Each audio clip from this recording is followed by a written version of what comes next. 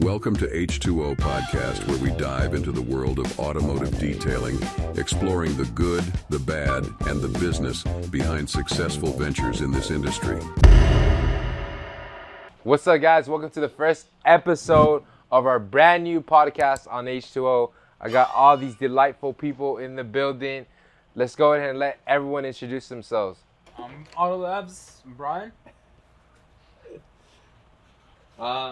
It's your boy Mike with Magic Mike's Detail. And this is Sally with Magic Mike's Detail. What's going on, everybody? I'm James with Top Class Detail. Avina from Avina's Auto Detailing. Kevin with KP Detail. What's going on? It's Daniel with Daniel's Details.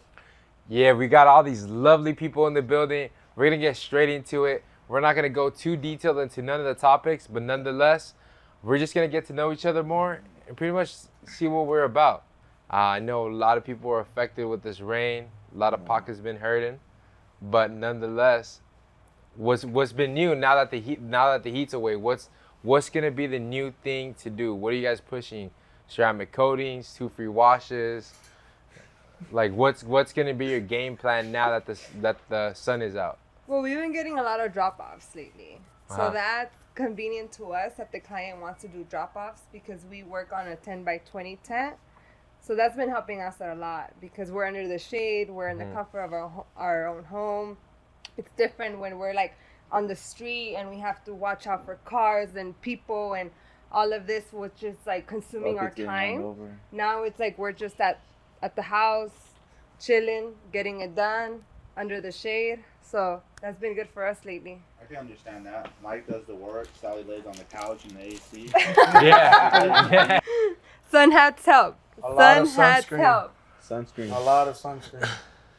A lot of sunscreen. But I'm talking about what are you gonna do to make money? We got shut down for a couple of months. What is it that you're gonna be pushing that's gonna make you different from the other detailer or car washer? You should say Polishing and ceramic coating. polishing and ceramic coating. For sure. Now that we have the sun, like no rain.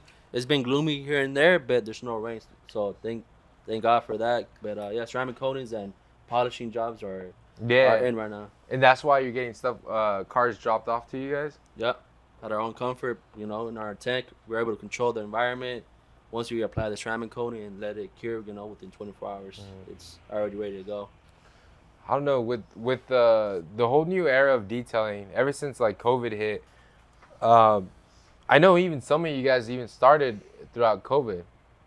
I know James started at COVID. You guys started. We did COVID 2020 mobile. We went mobile in 2020. In 2020. Yeah. But that's when, we went mobile in 2020. Yeah. We're speaking more on those who went full-time during 2020, not 2020. Really?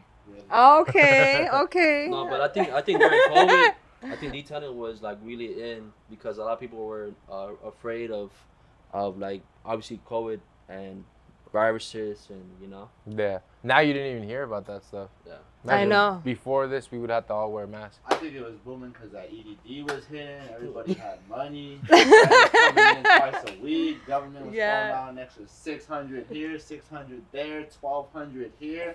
People were just at got home. their money back on gas. Yeah, people were just at home. So the easiest thing, mobile service. Mobile service. That's true. Now everybody just broke. Hey, speak for yourself. Off of what James said, though, I think a lot of people in COVID were definitely trying to like start their own businesses because not only, like you said, everybody was getting like decent checks. Most people were getting more than what they're actually making. Yeah. So everybody was like, hey, like, what's a good way I can make money? And in COVID, it's like, okay, people are scared. Like, people are using gloves and they're driving, stuff like that. So everybody I remember was like pushing out, steam cleans, The steam shampooing, clean. this Yes. and that, So everybody was like really trying to keep their cars clean. But like when COVID happened, I think a lot of brand new detailers were starting to like start their business, and some people took off, and other people are still working at it because everybody knows this game isn't easy. In California, detailing is really saturated, so you gotta be at your best at all times. Yeah. Especially with this heat, it's just it ain't no joke. How was it for you starting your business? Like, was it something that you always knew you wanted to do, or did you start like a weekend warrior? I mean, well, so I've been detailing for this year. Actually, it'll be like 10 years. But so I started when I was 13. My parents used to ask me like just to go clean the cars in the front yard. And I'll keep it short, but just from there, I've always been into cars, so I really enjoyed it. And back then, in like 2013, I was doing an outside wash for like $5. $5? I was 13. I was 13 years old, bro. I was making like at least $50 in a weekend. I was like, this is dope. At 13 years old, you're not paying for anything. But yeah, so I was doing like 10 cars a day when I first started. And then it $5. Yeah, no, I swear, $50 for 10 cars. Yeah, dude, it was That's crazy. But yeah, I mean that's how I started, and then I just ended up falling in love with it, and then it kind of just went from there. You started off because of him? No, okay. He did one guy. I think you mentioned it was like premium something. I forgot his name. It was Signature Auto Detail. That guy. Mhm. I saw one YouTube video, and then I started washing my own car, and then from there, that's how I started. This guy. And then I started washing my own car, and then for like $10, and then that's about it. Found you guys, had the truck, got the setup done the same day, and been doing mobile for 2 years. So, did you have like money saved up to get all the equipment? No, I got a semen with you guys. Worst decision ever. But pay off the stuff within 3 months, please. Okay, but okay. Obviously, yes, you can get it approved. But how did you feel like making the jump and being like, screw it, I'm gonna spend? It was cool because I guess my first clientele were my coworkers. Uh-huh. So I have to go to, like, on my days off, go to work, drop off my car, pick up their car, come back and forth. Mm-hmm. So I guess it saved a little bit more time going, just straight, park, mobile. That's about it. Yeah. Because where were you working at before? Grocery store. Which one? Grocery store. Which La one? Superior. Northgate. Yeah, I remember you're working late. I'll be like, damn, this guy's detailing. What would you would detail throughout the day? And then at night you clock work in the morning and detail after. Detail after, yeah. Yeah, from like 6 to 2:30 work at Superior, and then after that go detail after. Now Like you're full time. Full time. That's dope. And Avina, for you, how old are you? 19. 19? Yeah. Dang. Screw it, bro. Can't miss to see you. But what inspired you to start detailing? So my cousin, they own a exotic rental company. Uh-huh. So I was like 16. He told me to start working, but my mom didn't want me to work. So he brought me like a pressure washer to start like washing cars. And after that, I would start washing like my family members' cars and then charge them like, look, I'll just charge, say like whatever you want to give me, just give me. And then your family obviously will hook you up too. Yeah. Huh? Yeah. So that's how I started. And then after that, I was driving and I seen like an Astro van for like $900. And then I bought it, and then that lasted like 3 months, and then it broke. And what else? And then I bought a Ford Ecoline. That lasted like 4 months, and then that shit blew up. The engine blew off. I remember. Weren't you there when we dropped it off at the shop? No, I remember he was calling us on FaceTime, and he went over the hill. He went up north. He's like, I got a client out here. I'm gonna drive this far. It was like a cousin of yours, no? Yeah. And then we're like, hopefully your van makes it out there. We're joking. We were joking. We're joking. And yeah, we were joking, and then he FaceTimes us. Hey, the van's down. Your cousin was with you on. He's like, I gotta go AAA. And then now, what van do you have now? I bought his old Transit. Whose? James. James? 2017 Ford Transit. 2017 Ford Transit. Why'd you sell the Ford Transit?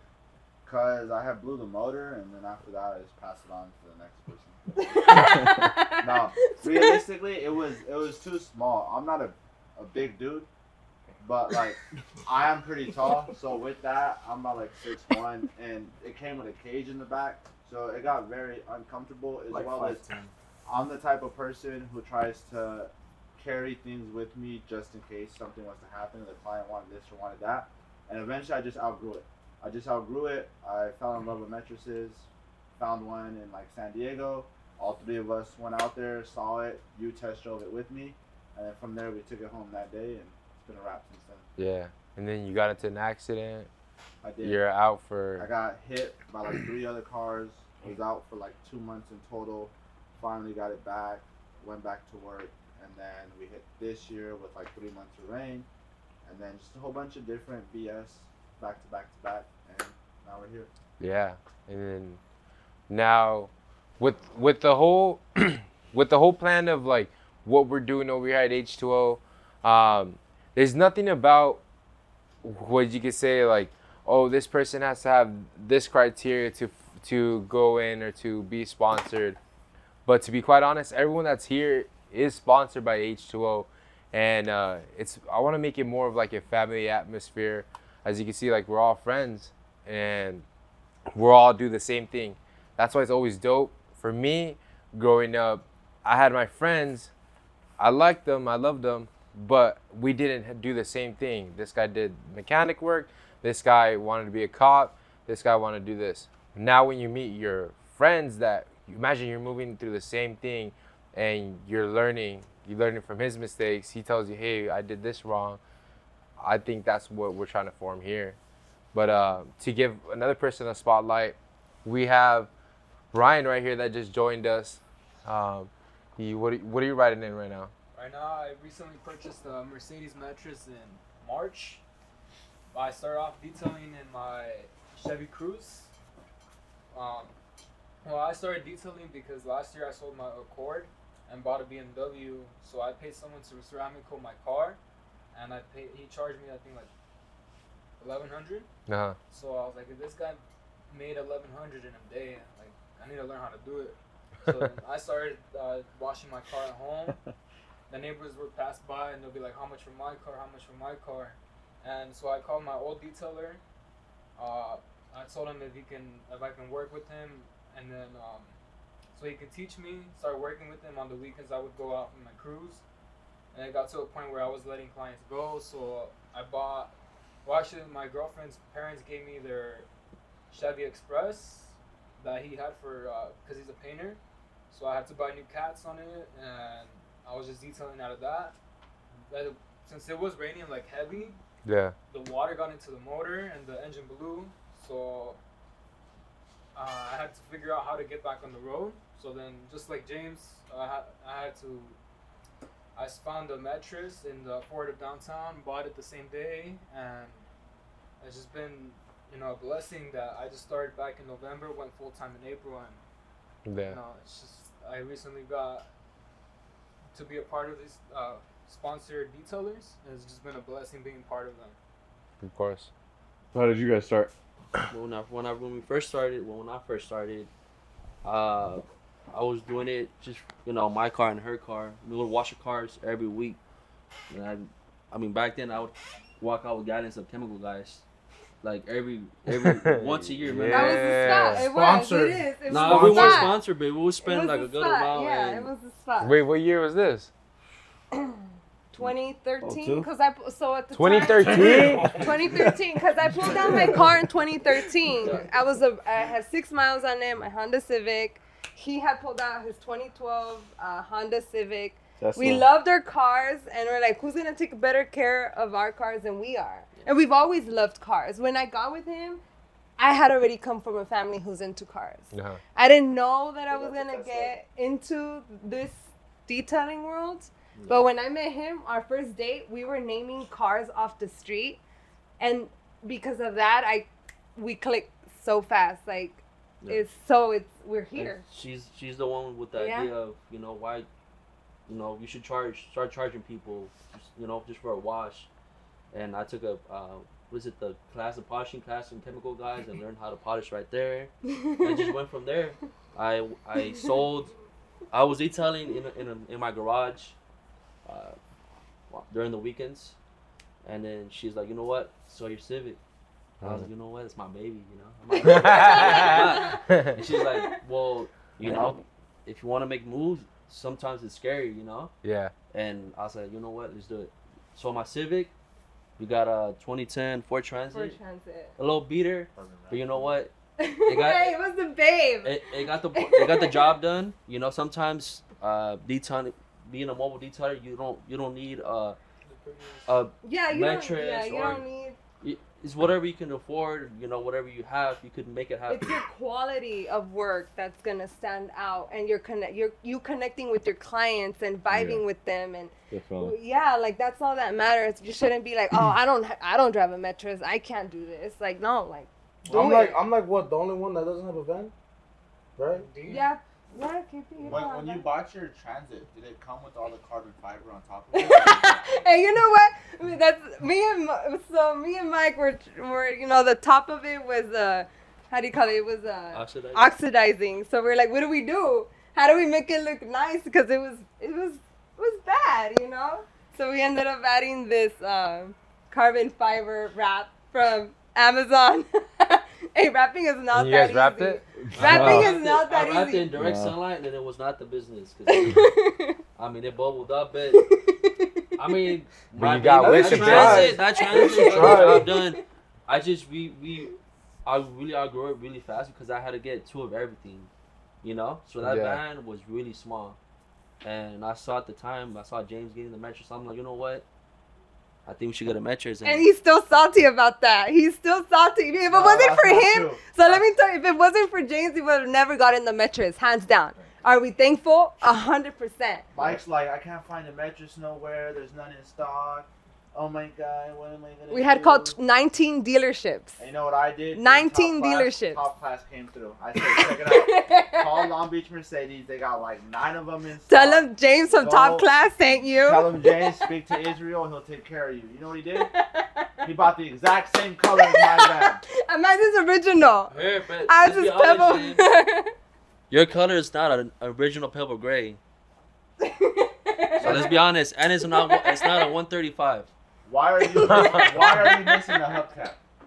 It doesn't matter. It missed only for 3 days. 3 days. We lost it. We lost one hubcap. The hubcap lasted for 3 days and one night. Right. It was. We enjoyed the van, you know. We got it. The hubcap is. We found it. We found it on the freeway. I just kidding. Nah, we did it. I'm glad they got the mattress. Mike tried to keep it a secret, but from the moment I heard somebody in the background like, "So this is what this is for." You know, like when you buy a new car, they give you. Oh yeah, we were on the phone with him. And then too, Mike driving, he's like, "Damn, like this turbo is really loud." I'm like, immediately, I'm like, "That's a mattress." Because if you have a mattress, me and Brian agreed. The mattress turbo is louder than the one in the BMW, and there's 2 of them in the BMW. It doesn't make any sense. You have to get a muffler to huh? You gotta straight pipe that shit. No, sorry. So James, how did you start? I started in a body shop. I wouldn't call it detailing, but I was washing cars there. Then I left that, ended up going to Cane's, throwing chicken fingers in the fryer. Sheesh. And then I came across the YouTube video of Signature Auto Detailing. And I literally took a notebook and wrote down like 15 different bullet points. I still have it to this day. And then from there, I ended up talking about it and being like, oh, I want to do it. But same thing like how some people say they're going to go to the gym and they like buy stuff and never do it. That was kind of like how I used to be. So I decided, you know what, I'm going to slowly and surely buy things. And then one of my cousins actually told somebody like, yeah, like he details.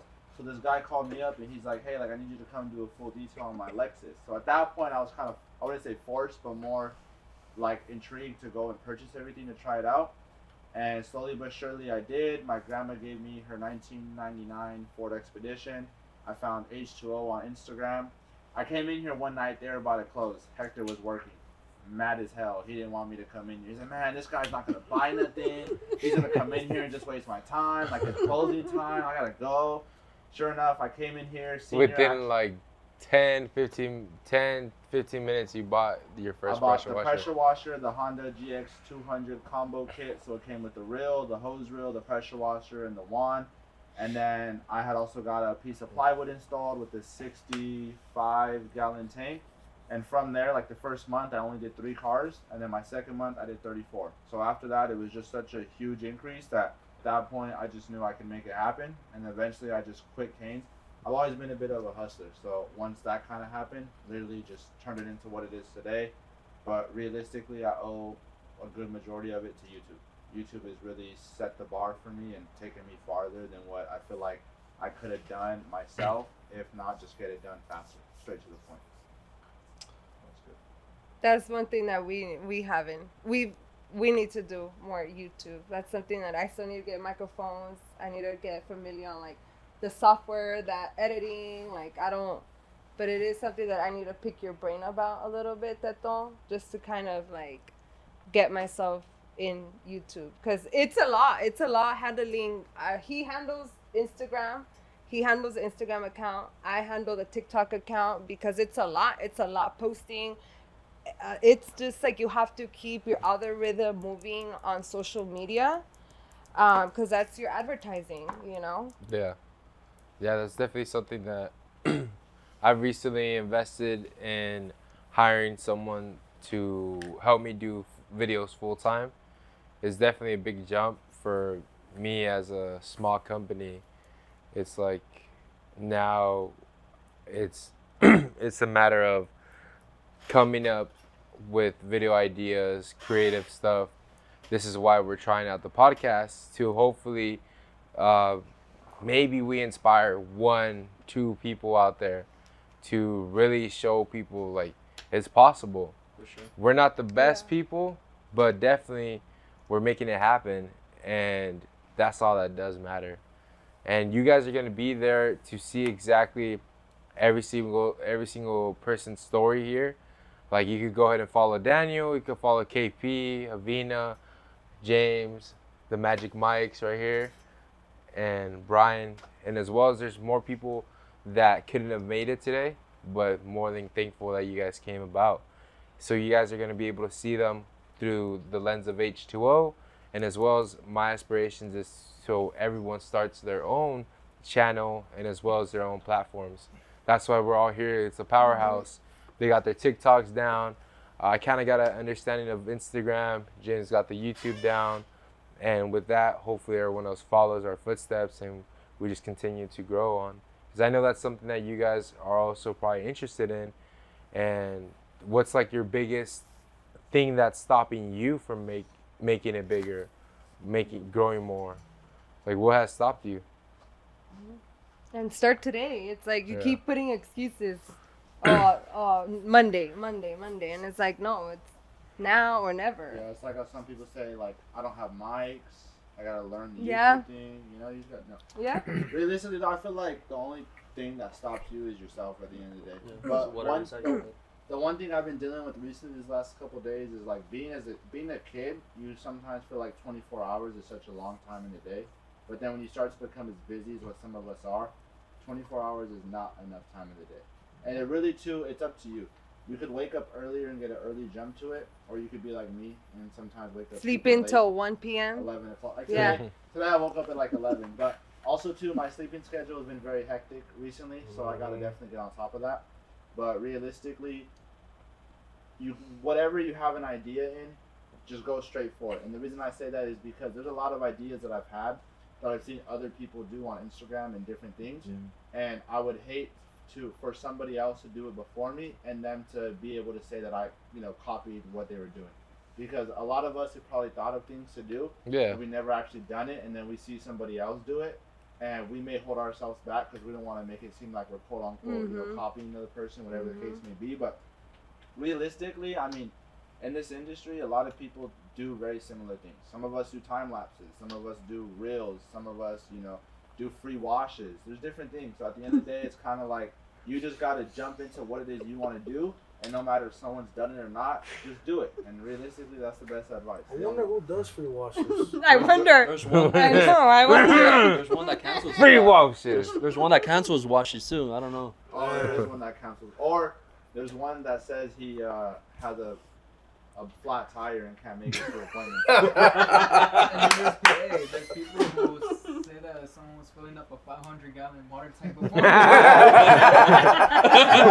What detailer are you? Which one are you? Hey, the next video for sure we should make like a stereotypes of each other. Yeah, for sure. Yeah. No, I was gonna say one thing. Just it reminded you. Do you guys ever get a bunch of the clients that are like, "Oh, I used to have a detailer," and then they just started canceling all the time, or like they just stopped coming around? I feel like I hear that all the time. They probably didn't get paid enough to handle all that. I know. It's too much that, because I've learned with Avina, because I will post Avina a lot or some of these other detailers that are in this inner circle. that my messages get very hectic due to YouTube. So like right now I'm at like 192 that I have to respond to. But when I don't respond, they literally, Avina's like, oh yeah, I'm going to wash this guy's car. And I'm like, wait, isn't he my client?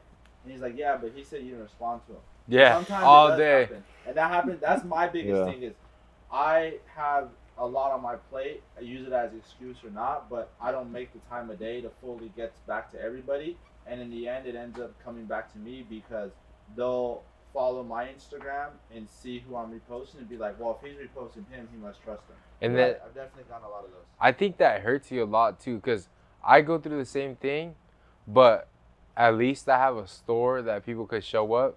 Like, say I don't answer them, they could show up and they'd be like, yo, I get a lot of that too. Like, I tried hitting you guys up months back when they got to set up somewhere else and they come back to fix it.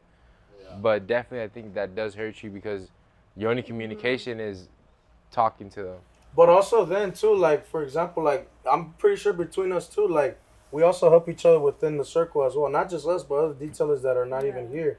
Like, for example, like, there's times that, like, Avina needs help or, like, he can't handle a client. He either goes to James, Brian, Mike, or any one of us. Like, the other time we did the scat pack. I wouldn't trust any of you guys to get my clients. We did the scat pack, and then that's about it. But at the same time, like how I told him, like, I told the client, like, hey, if you ever need a detail, make sure you go with Avina again. Mm-hmm. Now, if you call me, I'm going to call Avina because that's his client. You get me? Now, what if Avina keeps the client, though? Of course, that's his client. That's his client. I think he's saying, what if you can't do the job, so you have him go do it, and then the client's like, damn, like, I'm just this gonna keep guy's going work here. is better. Like, I'm going to keep him. How would you feel about that? I mean, I washed his car, detailed his car, twice. You would offer him 2 free washes to get back to you? Oh, my God. We're going to deep in the next episode, because right now, no. But We're going to get him the punch cards.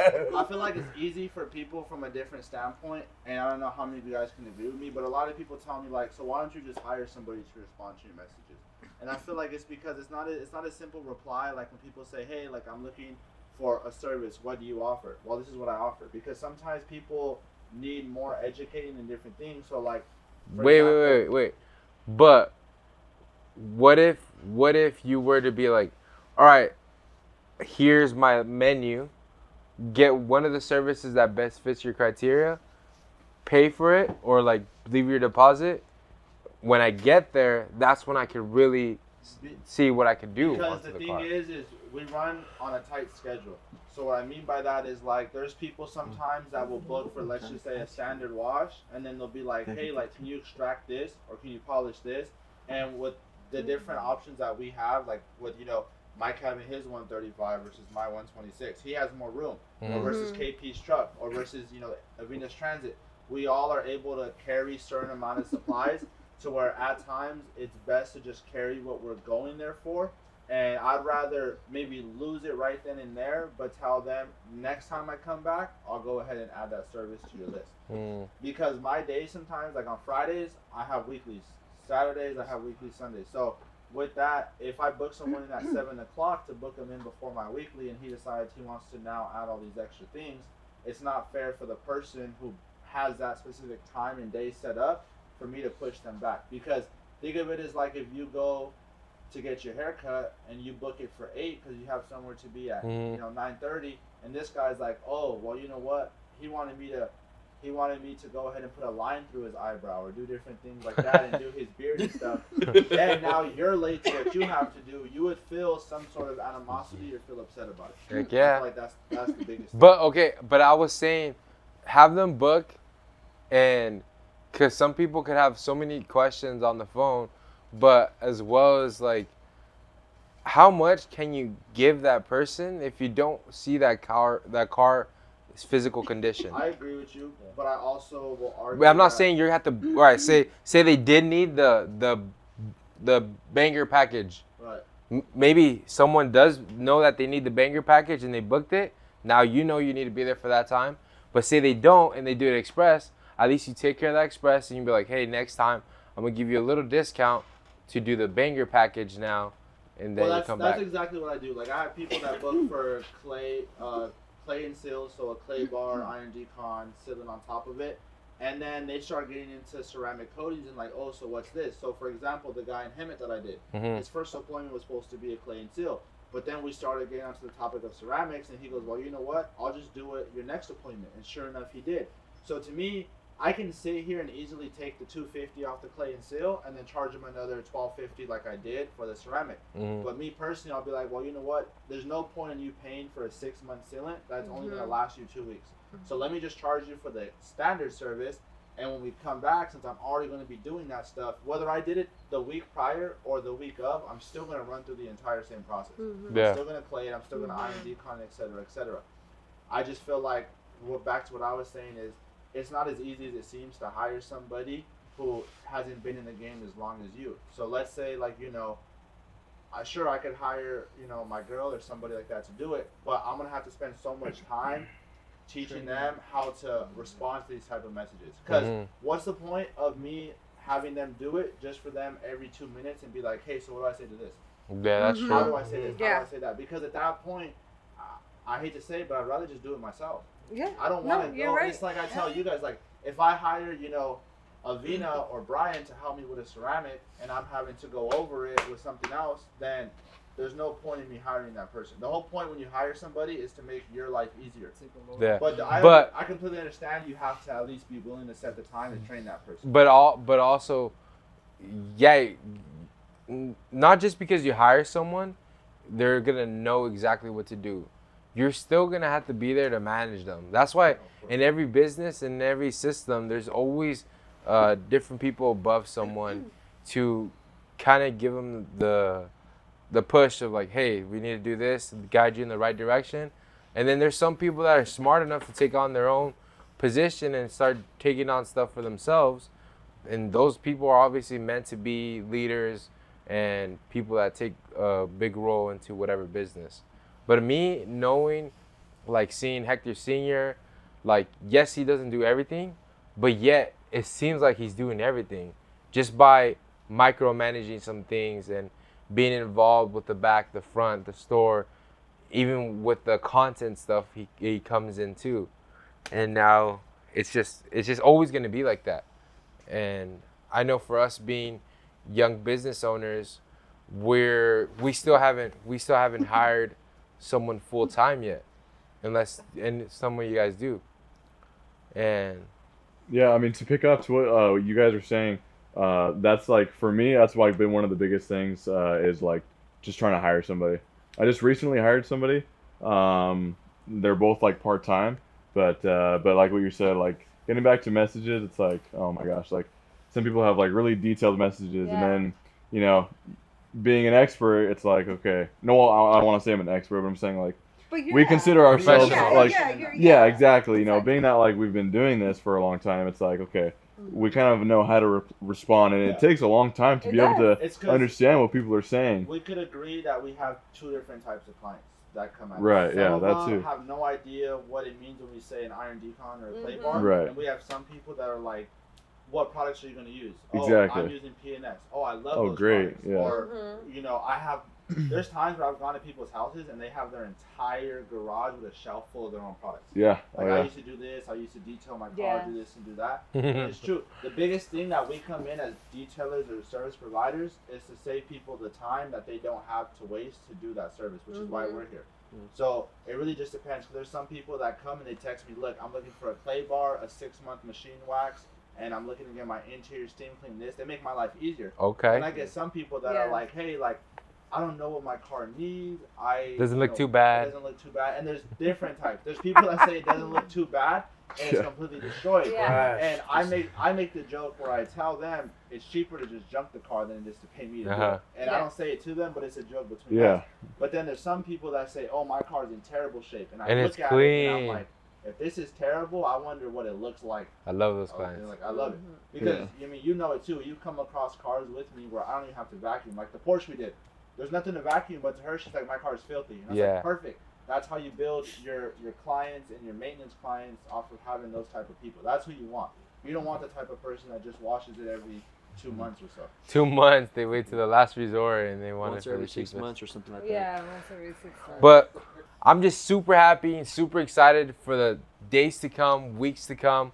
My hopes is to have an episode every single week, and we'll probably try to record them, talk to every single one of y'all, and we'll obviously downsize it to probably 3 or 4 people, and then we'll start bringing each and every one of you guys on and start explaining their story of how they came about, what they do to separate themselves from the masses, because this is what you have to do in business like this that's saturated.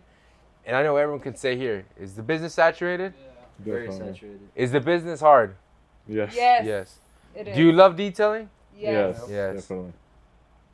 Is there a lot of cars for everyone? Yes. Especially when you're doing out free washes. No. When you're giving out.